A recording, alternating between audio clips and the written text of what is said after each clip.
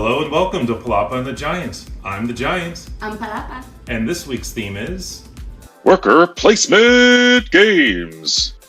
In these videos, we choose a theme and find 3 games that fit that theme and then play through them and then let you know what we think. So, let's talk a little bit about that theme. This is like my original favorite theme of all time. Same. And this is going to be one of the hardest lists to rate because these are all three of my favorite games. Three are our favorite games. Our favorite games. Yes. These are games that if anybody said, you want to play Stone Age? I'm like, yes. Yeah. You want to play Lords of Waterdeep? It's easy. Yes. These are just... Especially Lords of Waterdeep. Yeah, Lords of Waterdeep is one we've played so many times. So this will be interesting. But yeah, worker placements. These are definitely 3 worker placement games. Mm-hmm. So first up is Lords of Waterdeep. In Lords of Waterdeep, you play as a secret lord, sending out your agents to fulfill quests throughout the city to increase your influence. Each turn, you place a worker on a location to either recruit adventurers, collect money, build a building, gain a new quest, draw intrigue cards, or play an intrigue card that can be used to gain a benefit or slow down your opponents. After each placed worker, you can complete a quest with the adventurers and money that you've gathered in your inn. After 8 rounds of play, you reveal your secret lord and score additional influence for the completed quests that match what the Lord wanted to accomplish. The player with the most influence wins.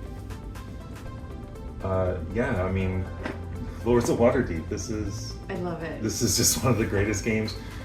We actually we'll buy this game for other people. I think we've done it twice now, where we bought a copy of the game for someone else's gift. Absolutely right. Yeah. It's just it's just not us that want to play. We want to spread the love and have other people play this game.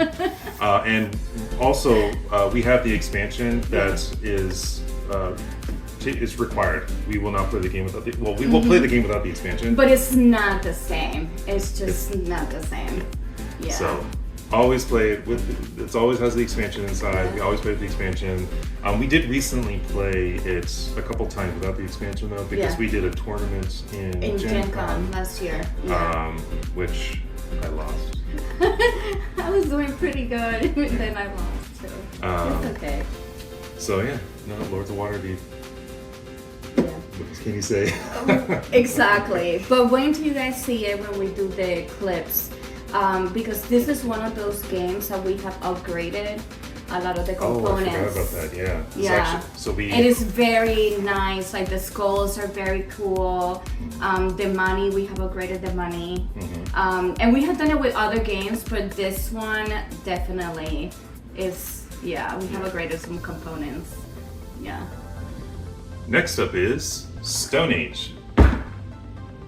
Stone Age is a worker placement game where you must send out members of your tribe to gather resources, improve your village, or claim contracts to score victory points. Most actions you take will be resolved with dice. The total value of your dice will determine how well your villagers collect a resource, or the value on each die will correspond to specific rewards. Tools can be developed to add to your resource gathering die rolls. Once either the draw pile of contracts or a stack of buildings is empty, the round is finished, and final scoring is calculated based on your contract cards and buildings. The player with the most points wins. This was one of my first games. Actually, no, that's not true. It's not one of my first games, but I've had this game for a very, very long time. Yes. I've also played there was an online version you can play, and I love that too. This is such a great game. Great for 2. I actually think this game is fantastic 2, 3, or 4 players. Goes up to 4. It doesn't matter the player count. Fantastic. Yeah. It was one of my first games. So yeah. And finally, Zulkin, the Mayan calendar.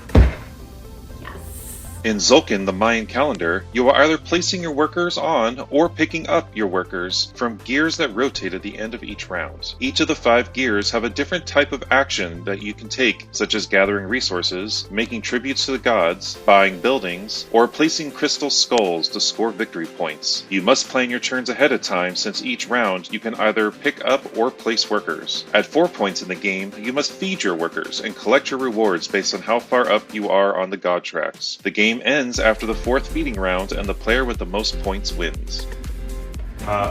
Again, I love this we game. love this game. I love this game. This is also one of my first ones that we played. It was Stone Age. This one, I love this game. Love it. Yes. So this is the one where you always I have to remind you when the game's about to end, because there's been many times we've played where Palapa will be stuck placing her workers on the last turn, round. and you want to be picking up on the last round, not placing. Yeah. And then also I painted the wheels on this one so that it looks nicer with the painted wheels. But now another great game. Another great game. Yeah. So there you go. Here's 3 of our worker placement games of our many worker placement games. Some may say. Some may say. But we're excited to play these, so let's get gaming.